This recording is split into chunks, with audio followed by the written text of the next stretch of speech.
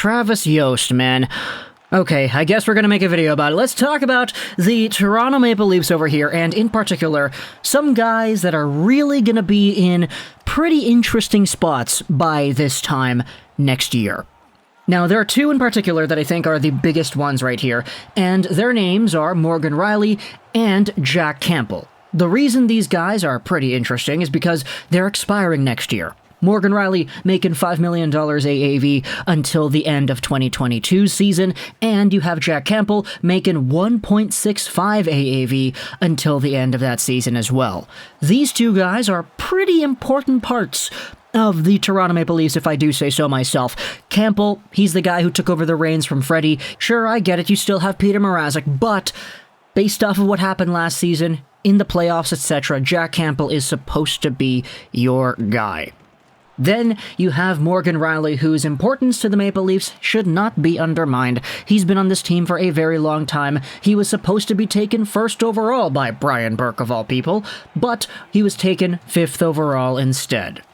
At his best, he's a 72-point guy, and I kind of feel like we're talking about the same stuff we talked about in the Morgan Rielly to Seattle video. If you want a bigger look at Rielly, you can go ahead and check that one out. But because Rielly is expiring, and because Campbell is expiring, you have two players, both of whom are pretty underpaid according to what they're making in this year's worth of play. And both of these guys are probably due for some pretty big pay rises into their next contract years.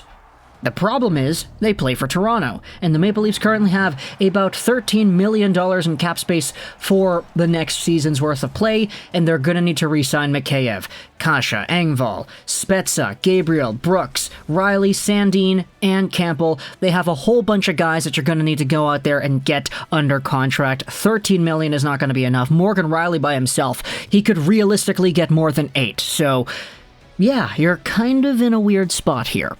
That's why we had ourselves Travis Yost, who came out here with an interview talking about how the Toronto Maple Leafs core is facing a last dance kind of scenario.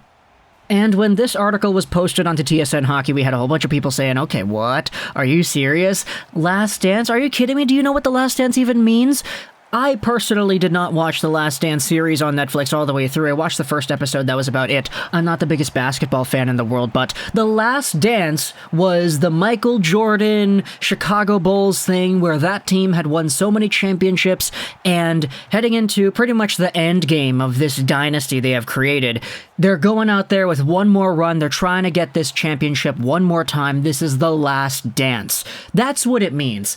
The last dance. They had been so good for so long. Jordan, Pippen, all these guys. I don't know anybody else because I'm not a basketball fan, but they were on top of the world, and it was time for their reign to end due to circumstances that in which I'm not familiar with because, again, I didn't watch it.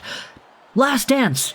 It's the last one. For Toronto, it's like, oh, they're gonna go through their own last dance. But come on, they haven't even had a first dance. Are you serious? How can you have a last dance if you've been eliminated in the first round of the playoffs like every season since 2004? This isn't the last dance, this is them trying to make the dance.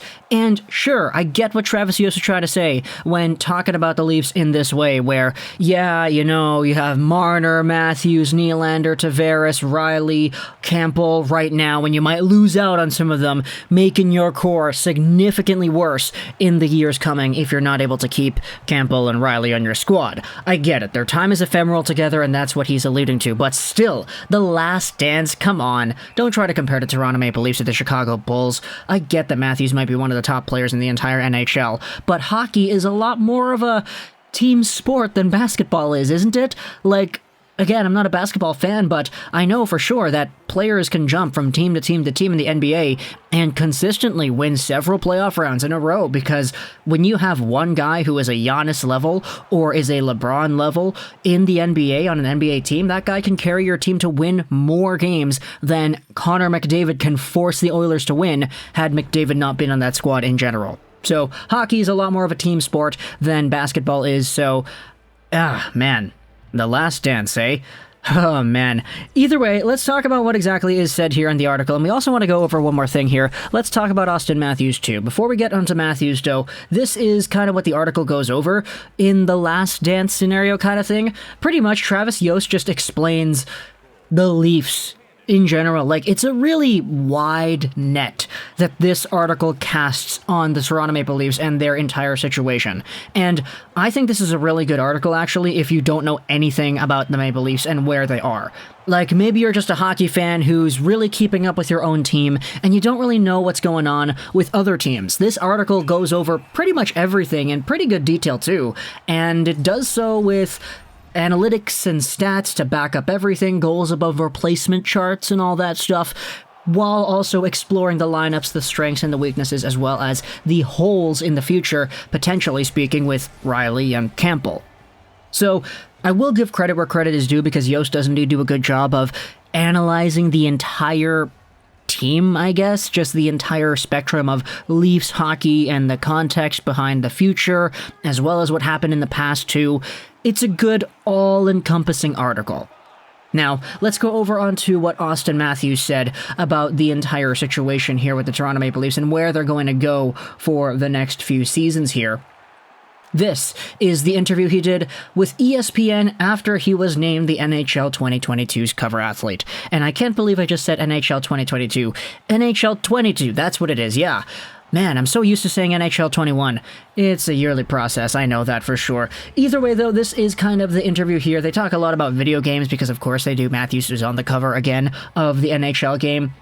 But when they switch over to the hockey side of things, it gets a little bit interesting. Touching on the Toronto Maple Leafs for a moment, it was obviously another unsatisfying playoff result. The Canadiens, the team that eliminated you in 7 games, went all the way to the Stanley Cup final. It was a series that saw you lose John Tavares to a scary injury. Compared to previous losses, was it any easier to get past this one, given the context? Matthews says no, it was definitely harder in that sense. It's tough. It's obviously really frustrating. It sucks right now. People have opinions and they can say what they want, and rightfully so. But I really believe in the team, and I really believe in all the players on the team. The core group especially, that in which is probably on their last legs, the last dance, as Yost like to say. I truly believe that we're going to get it done. We're going to be better from our losses, from the adversity we faced too. The only way is forward. The playoff losses, they sucked. And there's no other way to put it. Extremely disappointing, but it'll just feel much better when we eventually get to the top.